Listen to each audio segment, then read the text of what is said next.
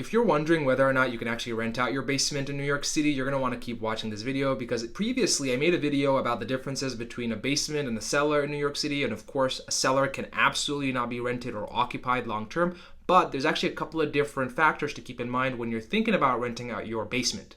Now, when you look into the rules a little bit further, it does start to sound a little bit tricky and complex, but that's okay. That's why you have people like myself to break it down really easy. So one thing to keep in mind is New York City Department of Buildings makes a distinction between occupying a unit and renting out a unit. And here's what I mean. In any kind of legal 2-family home or above, so 2, 3, 4 family, whatever it is, even if the basement is nice and finished and it's got all the nice lights and windows and everything, you cannot legally rent that out. Doesn't mean you can't occupy it, but you cannot legally rent it out and collect money from that unit in the basement or the basement that's been fully finished, all right?